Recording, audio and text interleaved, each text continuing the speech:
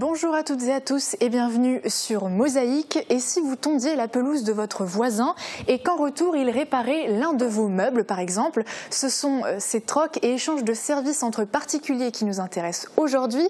Liliane Guéringer, bonjour. Bonjour. Alors vous êtes la présidente du SEL, donc système d'échange local, et qui se trouve donc à Eutin pour le moment. C'est avec vous qu'on parlera plus en détail de l'association, mais aussi des projets qui sont à venir. Marie-Morgane, salut. Salut. Alors, hier, tout n'est pas passé comme une lettre à la poste. Pour ta chronique, tu vas revenir sur un bug qu'il y a eu justement à la poste. C'est ça. Super. Mais avant, on retrouve Thomas Drouin en duplex. Thomas, salut. Alors, pourquoi est-ce que tu es devant le lycée Henri Nominé ce midi ? Salut Rani, alors effectivement je suis devant le lycée, il est midi, là ça vient juste de sonner, les élèves sortent, certains rentrent, parce que certains vont aller en cours à midi. Dans ce lycée, il y a eu plusieurs ateliers de sensibilisation au bien manger. Alors qu'on est allé voir les élèves juste devant le lycée pour comprendre pourquoi eux faisaient le choix d'aller manger soit à la cantine, soit dans l'un des multiples fast-food qui sont situés en fait de l'autre côté de la rue. Donc je te propose tout à l'heure de me retrouver pour un petit micro-trottoir avec les lycéens du TEC. Merci beaucoup Thomas. En effet, on en revient plus en profondeur sur ce sujet donc dans notre journal. Jetons un œil pour le moment sur l'actualité du secteur. Sensibilisation au lycée autour du bien manger. Être bon élève à l'école ne veut pas dire bon élève en matière d'alimentation, surtout quand la cantine de l'établissement est entourée de fast-food. C'est original, les étudiants de l'IFSI sont allés décortiquer les bonnes et mauvaises habitudes des élèves du lycée Henri Nominé. Un printemps de l'alternance pour des jeunes en quête de travail. Si les longues études ne vous tentent pas, l'alternance est une option gagnante. C'est le choix fait par des jeunes présents pour cette énième édition organisée par le Pôle emploi, l'occasion de rencontrer les établissements scolaires et les entreprises en demande de candidats. Les Sarrois sont accros à l'auto. Selon des statistiques effectuées par le parc automobile allemand, la Sarre bat des records. C'est en effet dans le plus petit land d'Allemagne que l'on compte le plus de véhicules par habitant.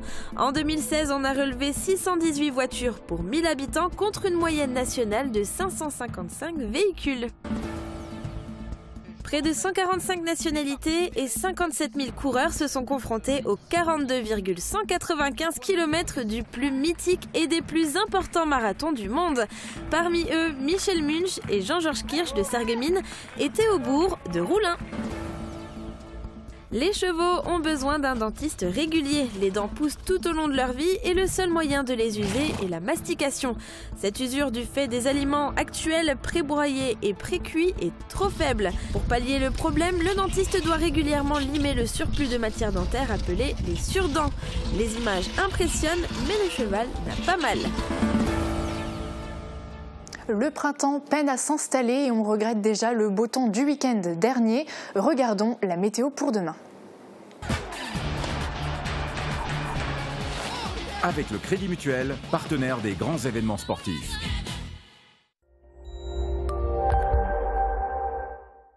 Bonjour tout le monde, pour demain on retrouve un temps estival. Le soleil va régner en maître du matin jusqu'au soir dans un ciel où se baladent de discrets nuages d'altitude. Les températures plutôt frisquettes au réveil avec de 3 à 6 degrés s'envolent de nouveau l'après-midi pour indiquer de 17 à 19 degrés au maximum. Demain nous sommes le mercredi 11 avril, nous fêtons les Stanislas. Le soleil nous accompagnera de 6h47 à 20h18. Je vous souhaite à tous une excellente journée sur Mosaïque.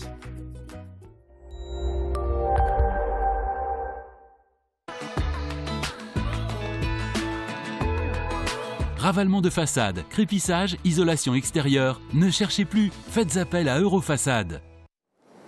Si les longues études ne sont pas faites pour vous, pensez à l'alternance, un choix fait de plus en plus par les jeunes, dont certains étaient présents pour cette énième édition du printemps de l'alternance, organisée par le Pôle emploi au Casino des Faïenceries vendredi dernier. L'occasion de rencontrer les entreprises en demande de candidats, ainsi que les établissements sur le secteur, comme le CFA ou le Greta de Sarreguemines. Regardez. Apprendre un métier à l'école tout en travaillant dans une entreprise. BTP, industrie, hôtellerie, gendarmerie ou encore dans le commerce, de nombreuses entreprises et établissements d'apprentissage du secteur sont venus proposer des formations en alternance. Un choix qui séduit de plus en plus les jeunes puisqu'il permet d'avoir un pied dans le monde du travail le plus rapidement possible. Il n'y a pas d'écart entre l'image qu'on peut se faire d'un métier quand on est dans un cursus de formation classique et la réalité de l'environnement de travail, la réalité du poste en lui-même. On nous demande, en sortant des études, d'avoir de l'expérience et on ne peut pas en acquérir pendant nos études. Donc je trouve que justement les formations en alternance qui nous permettent de travailler en même temps de faire nos études, ça peut être très bien pour justement combler ce manque. BTS, licence pro, master, les formations possibles sont variées et pour la plupart favorisent l'embauche durable de près de 80% des candidats. Et ils sont de plus en plus nombreux à s'intéresser à l'alternance. Par exemple, au CFAI de Henryville, 150 élèves sont formés dans le domaine des industries technologiques. Par an, chez Continental, ce ne sont pas moins de 66 alternants qui évoluent dans l'entreprise. L'alternant est gagnant parce qu'il intègre une entreprise dynamique. Il a l'opportunité d'exercer ce qu'il a pu apprendre à l'école et donc de construire son expérience professionnelle. Et nous, à côté, ça nous permet d'avoir des personnes motivées qui ont un regard nouveau. Les étudiants ont donc la possibilité de prouver leurs compétences sur le terrain et d'acquérir plus facilement de l'expérience. Certains s'étaient déplacés pour décrocher directement un contrat de travail. L'alternance en ce moment ça m'intéresse pas parce qu'il me faudrait juste un boulot en fait pour avoir un appartement éventuellement et payer mon permis et compagnie. 600 jeunes étaient invités à se mettre en valeur auprès des recruteurs et à poser des questions. De quoi donner envie aux futurs employeurs de les recontacter. La ville de Sarreguemines commence à voir le bout du tunnel. Suite à la défaillance de l'OMAP, l'accueil périscolaire est à l'arrêt total. Un conseil municipal exceptionnel s'est tenu hier soir. La situation va évoluer dans les prochains jours avec la reprise de la prestation par un nouveau délégataire de service public, l'association Les Francas. C'est ce qui a été voté hier soir à l'unanimité par les conseillers municipaux. Le résumé de la séance est signé Julia Bitran. Convocation d'urgence pour un conseil exceptionnel. 2 points à l'ordre du jour. Le premier simplement pour valider la convocation d'urgence. Le second pour l'objet proprement dit de ce conseil, autoriser le maire à signer en urgence une nouvelle délégation de service public pour l'accueil péri et extrascolaire. Lors du précédent conseil municipal le 26 mars, l'OMAP était en redressement. Par anticipation, et pour tenter d'éviter un tel conseil exceptionnel, le conseil municipal avait pris à l'unanimité une délibération autorisant le maire à signer par anticipation un avenant qui autorise la substitution des Francas à l'OMAP. C'était à un moment où il y avait de la part de l'administrateur une volonté de trouver une solution à l'amiable avant la décision du tribunal. Mais l'administrateur de l'OMAP a fait volte-face et la justice a décidé vendredi dernier la liquidation de l'OMAP. La situation juridique est complexe. Vu l'urgence, la ville ne peut pas lancer une procédure d'appel à candidature qui prendrait 6 à 8 mois pour décider du nouveau délégataire. La loi prévoit la possibilité de recourir à une DSP d'urgence. Cette nouvelle DSP reprend les clauses de l'ancienne, cahier des charges et prestations. La charge financière de la ville est la même, un peu plus d'1 million d'euros par an. Seul changement, la date d'achèvement. La DSP avec l'OMAP était signée pour 5 ans. Cette DSP d'urgence sera signée seulement pour la fin de cette année scolaire et la suivante, soit jusqu'au 31 août 2019. L'organisation des horaires sera revue pour la prochaine année scolaire, les écoles de la ville de Sarreguemines repassant à la semaine de 4 jours. Les Francas existent depuis 1944 et sont implantés en Meurthe-et-Moselle. C'est une association qui n'avait pas postulé au moment où la ville de Sarreguemines avait lancé l'appel à candidature pour cette DSP. 3 représentants, dont le directeur, M. Ledoux, ont assisté à ce conseil exceptionnel. Un gros travail est mené actuellement par l'association en coopération avec les services de la ville, notamment pour déterminer exactement les besoins en personnel. La 60aine de salariés de l'OMAP qui travaillaient à Sarreguemines va avoir 10 jours pour se prononcer, être licencié dans le cadre de la liquidation de l'OMAP ou signer un nouveau contrat de travail avec les Francas qui ont l'obligation de reprendre tous les personnels qui le souhaitent. C'est toujours délicat et je le dis au conditionnel. Nous souhaiterions, aujourd'hui nous sommes le 9, nous aurions souhaité ou nous souhaiterions que très rapidement, en tout cas la semaine prochaine, voire dans les jours immédiatement suivants, on puisse reprendre ce périscolaire. Le relais devrait donc se faire dans les 10 à 15 jours, soit à la veille des vacances scolaires, donc plus vraisemblablement à la rentrée des vacances de printemps. Je mets aux voix, y a-t-il des oppositions à cela?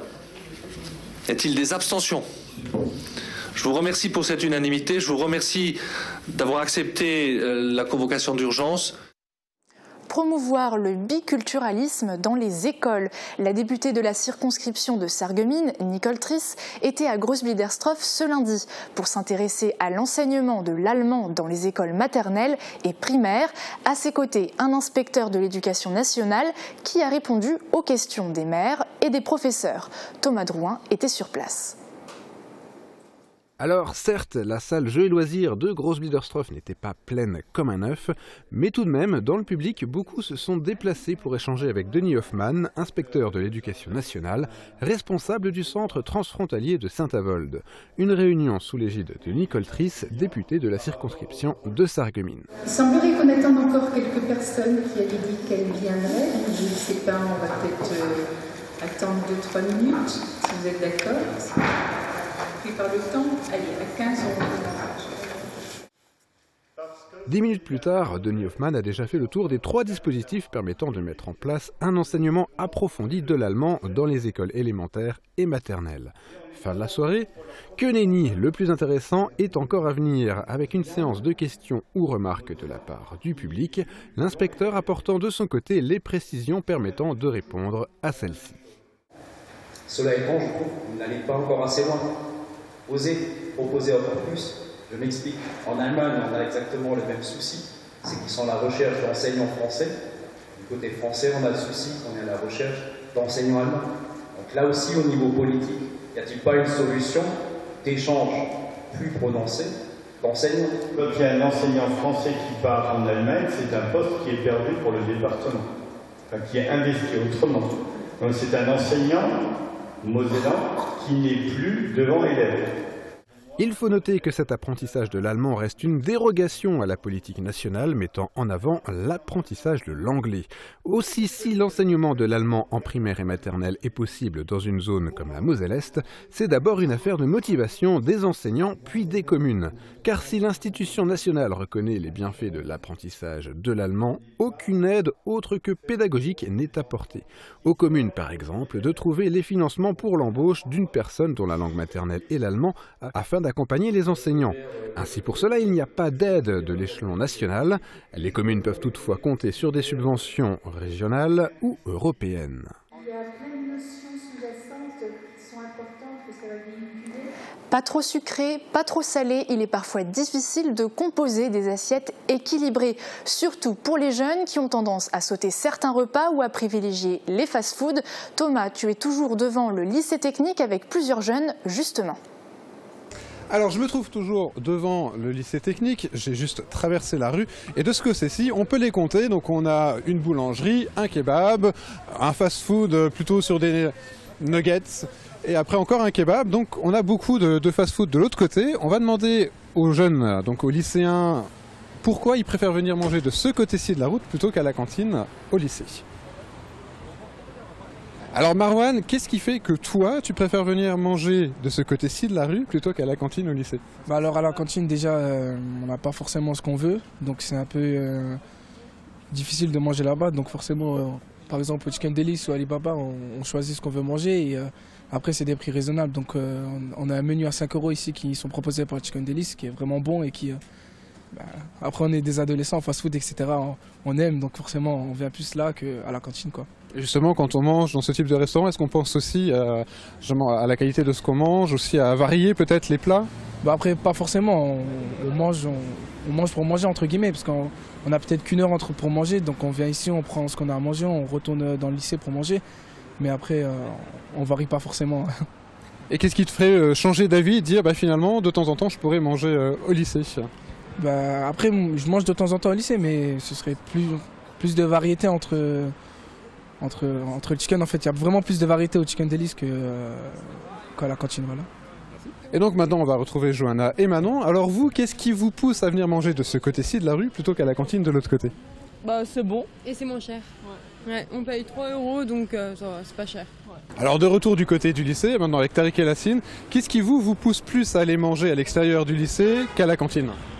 C'est pas halal à la cantine, donc forcément je peux pas aller manger là-bas. Enfin ils font des plats spéciaux mais c'est mieux au chicken ou au Alibaba. Et toi de ton côté, pourquoi tu préfères aller manger à l'extérieur? Moi je trouve que tout simplement c'est mieux, il y a beaucoup plus de choix et c'est plus bon je trouve. Et donc Uranie, tu peux remarquer avec ce petit micro-trottoir que malgré toutes les séquences d'initiation à la gastronomie ou au petit déjeuner, les fast-foods en face du lycée ont encore de beaux jours devant eux. D'ailleurs, vendredi dernier, plusieurs étudiants de l'IFSI de Sarreguemines sont venus décortiquer les bonnes et mauvaises habitudes des élèves du lycée technique à travers des ateliers ludiques dans le cadre du programme d'éducation de la santé de l'établissement. Retour en images. Une boisson, un fruit frais, des fibres et un produit laitier. Juste ce qu'il faut pour un petit déjeuner équilibré.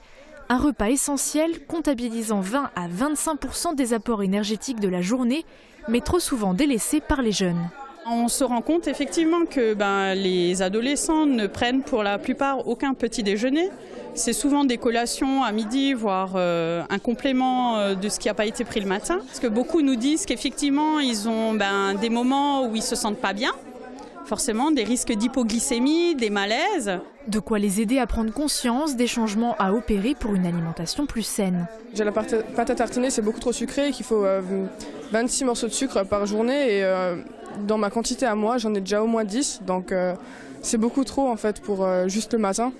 Et qu'il fallait que je mange peut-être un peu plus de fruits ou des yaourts nature ou bien des choses comme ça. Pour mieux manger, il fallait d'abord comprendre comment associer les aliments entre eux, comprendre les conséquences d'une consommation excessive de certains produits, comme le sel, des thèmes abordés entre autres lors de l'atelier sur la malbouffe, snacks, pizzeria, kebab. Mais à côté de ça, il y en a beaucoup qui consomment aussi des repas équilibrés, donc entre autres au lycée, mais aussi chez leurs parents.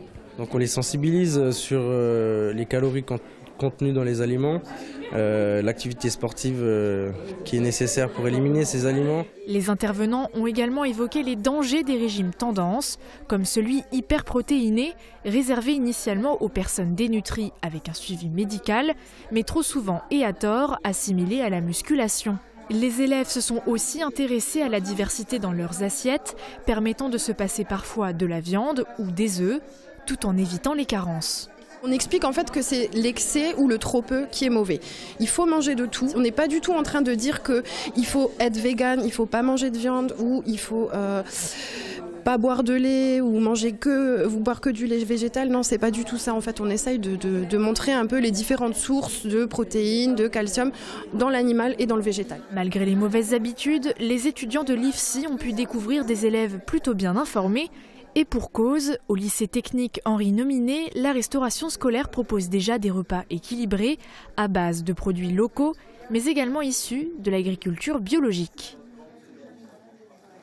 Se rendre service entre nous, le tout gratuitement et sans rien attendre en retour, des valeurs qui définissent l'association Eutin SEL. Sa présidente Liliane Guéringer est avec nous pour en parler. Quelles étaient les raisons des blocages à la Poste hier? Marie-Morgane les décrypte pour nous. Voici la suite de notre programme juste après la pub.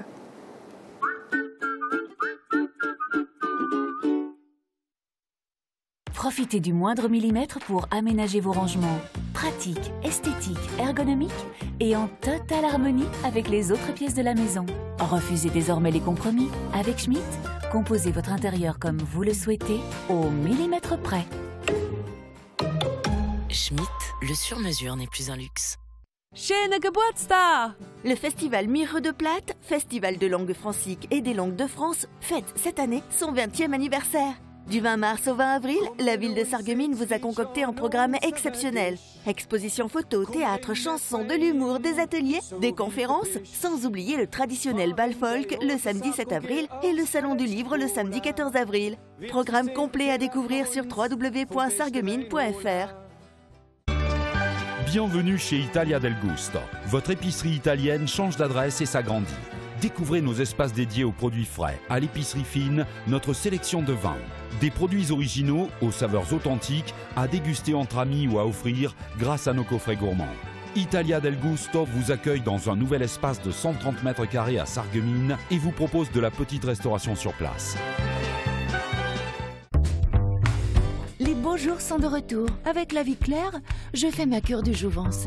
Produits de saison, produits frais, préparez-vous pour la belle saison avec notre gamme de produits vitaminés, de compléments alimentaires, sans oublier la cosmétique garantie naturelle. Avec La Vie Claire, je cultive ma santé au jour le jour. La Vie Claire.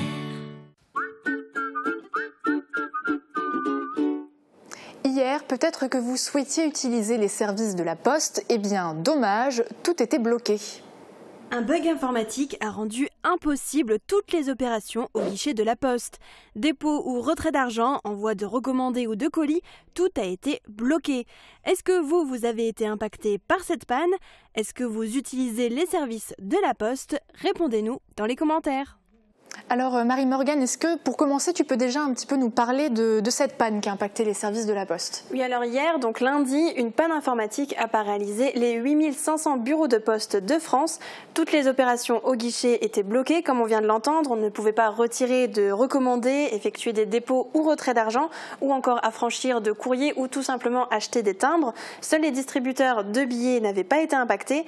Tous les ordinateurs étaient hors service. Alors ce bug a ensuite été rapidement identifié dans l'après-midi et les bureaux de poste ont à nouveau été ouverts aux clients au fur et à mesure. On a d'ailleurs pu le constater à Sarreguemines, on y était à 17h et tout était rentré dans l'ordre. Et donc voilà, au fur et à mesure et aujourd'hui, tout va bien. Alors, est-ce que nos internautes ils ont été impactés par ces bugs-là? Alors visiblement non. René nous a par exemple répondu « Je ne suis pas allé à la Poste ce jour-là, j'y vais ce matin. Il m'arrive d'envoyer du courrier, dans ce cas je passe à la Poste. Mais pour les recommander, je les fais depuis chez moi à domicile, c'est tellement pratique. » Bon, alors plus de peur que de mal, on va dire ça comme ça. Ils ont été assez réactifs à la Poste. Merci beaucoup Marie-Morgane. Avec plaisir. Liliane Guéringer, vos services en tout cas, ils ne tombent pas en panne. Hein, on peut dire ça comme ça. On peut dire comme ça. Je parle bien sûr du système d'échange local que vous avez mis en place donc, à Autun depuis 2012, du moins juridiquement. Déjà, est-ce que vous pouvez nous expliquer qu'est-ce que c'est un système d'échange local?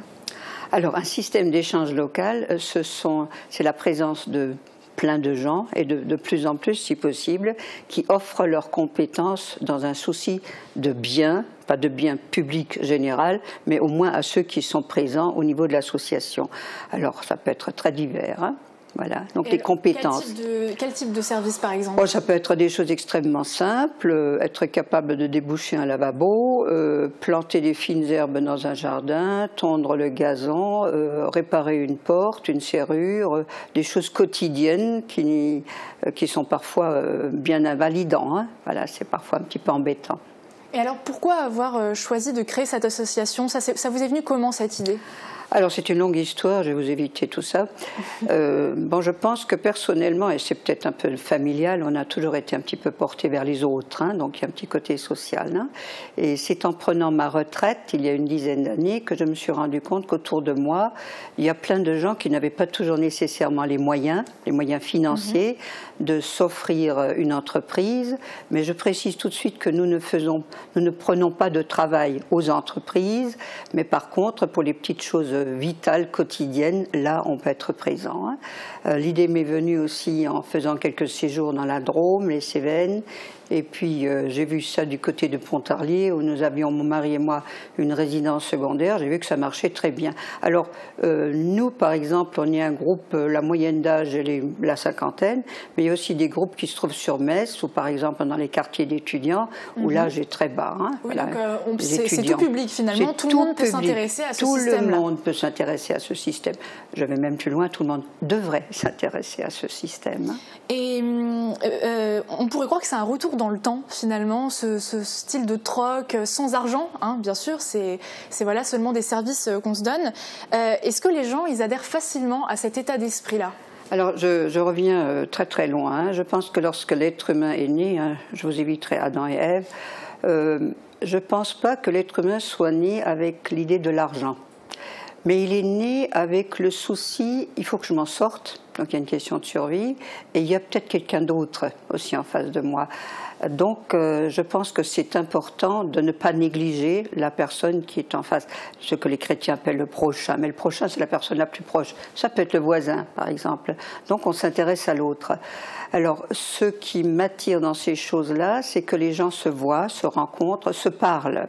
On est arrivé dans une civilisation à des choses tout à fait élémentaires, les gens n'ont plus le temps de se parler. Donc qu'est-ce que ça fait comme bien de rencontrer quelqu'un qui prenne par exemple un peu de temps pour se parler. Par exemple, il y a une dame qui proposait tout simplement de rendre visite aux malades, aux gens qui sont à la maison, simplement de leur parler, voilà, ou de les écouter. Ah oui, donc c'est pas ce genre de service auquel on pense en premier, en effet.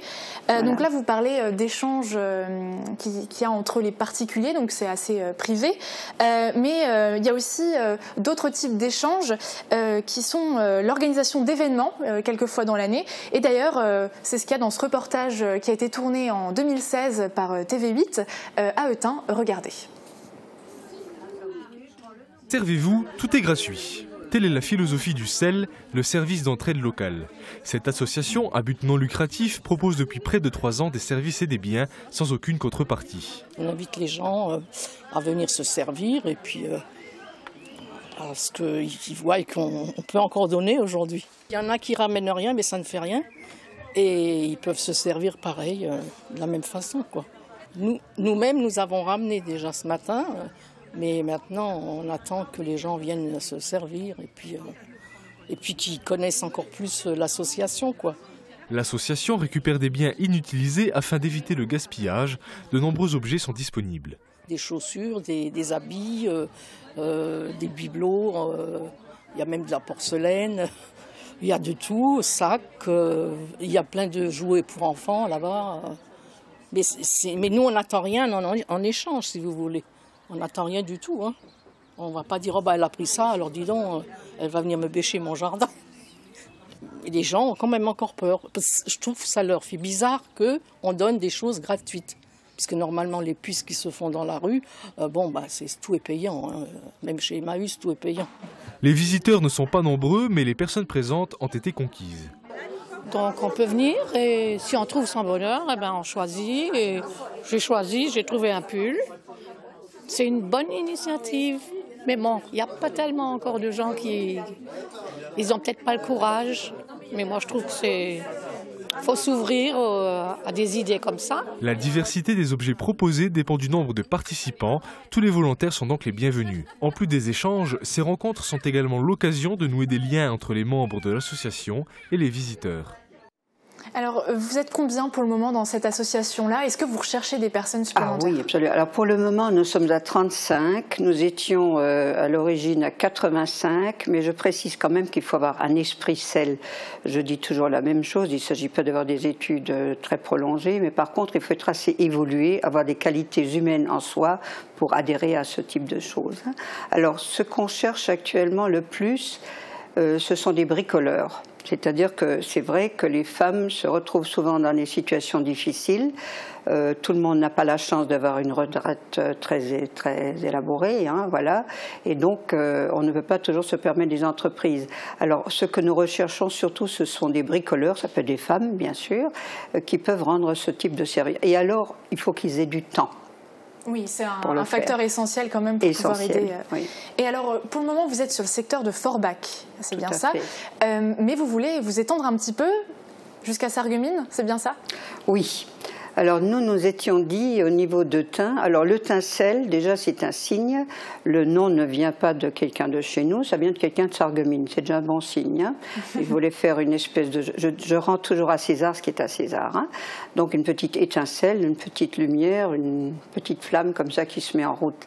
Alors j'ai eu pas mal de gens qui me téléphonaient du côté de Beach, hein, Beach Island, au Saror Valley Beach, et je leur ai dit non, il se serait mieux que quelque chose se fasse sur Sarreguemines. Alors j'avais déjà eu 2 personnes à qui j'ai donné tous les statuts, etc. Donc s'il y a une personne, il faut avoir du courage, hein, on parlait de courage, hein. Mon sujet de philo à l'époque c'était le courage corrompt les vertus, hein. Bon, il faut y aller, hein, à un moment donné, et il ne faut pas avoir peur, donc il faut organiser des réunions.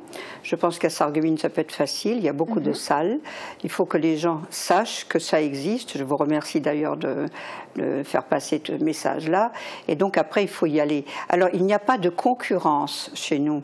Par exemple, s'il y a 2 entreprises qui font à peu près la même chose, ça arrive parfois, ce sont des concurrents. Chez nous, il n'y a pas de concurrents, il y a complémentarité. Plus il y a de sel et mieux ça vaut. Il y a des gens qui vont très très loin dans les intercelles. Par exemple, j'ai une amie de Forbach qui a une fille qui habite à Bordeaux. Alors, elle utilise déjà un intercell pour passer la nuit, hein, parce que bon, elle fait ça en 2 jours, donc on peut aller très loin. Il y a des gens qui échangent leurs appartements, en fait. C'est ça que vous voulez dire, il y a ce genre de service-là. Tout à fait. Donc en fait, c'est aussi à l'échelle nationale qu'il y a tout ça. Très bien. Alors juste pour terminer, vous faites donc des événements comme je l'ai dit, et il y en a un très prochainement le 15 avril. Alors vous appelez ça un troc autour des plantes. Vous pouvez nous expliquer un petit peu? Alors bon, on a évité le terme de bourse, parce que dans bourse, il y a argent. Oui, troc, ça fait un petit peu primitif ou primaire, mais effectivement c'est ça, hein. Alors le principe, ce qu'on retrouve aussi dans la vie politique et économique, c'est que quand on prend quelque chose, on donne aussi quelque chose, hein. Donc les gens rapportent le matin, c'est les gens du sel, ils rapportent des plantes, des semis, des boutures, on fait aussi les livres, toute nationalité, en italien, en allemand, etc., puisque beaucoup de gens chez nous parlent allemand, et donc la personne par exemple rapporte 3 choses ou 3 plantes et elle prend 3 objets. Alors le matin c'est réservé à l'association du sel et l'après-midi c'est ouvert à tout le monde, on espère qu'il y ait le maximum de gens d'ailleurs, et donc on peut rapporter quelque chose aussi et on peut prendre quelque chose. À 6h du soir il faut que tout disparaisse, hein. Tout est basé sur l'acte gratuit, celui de Gine, hein. C'est-à-dire que on prend, on ne paye rien, hein. À aucun moment il n'est question d'argent. D'ailleurs c'est le principe du sel. Et alors juste pour finir en quelques mots, ça se passe où précisément? Alors ça se passe à Eutin, dans la salle sous l'école maternelle, que les gens n'aient pas peur de venir parce qu'il faut aller jusqu'au bout. Il y a des panneaux qui ont été mis et ça dure donc jusqu'au soir à 18h. Très bien, et puis en plus ça peut intéresser pas mal de gens étant donné qu'on commence à arriver dans le printemps. Donc voilà. Alors Liliane Guéringer, merci beaucoup d'avoir participé à notre émission. De m'avoir accueilli. Marie-Morgane, nos téléspectateurs te retrouvent très rapidement aussi sur le plateau. Et merci à vous de nous avoir suivis. Toute l'équipe de Mosaïque vous souhaite une belle journée et à demain.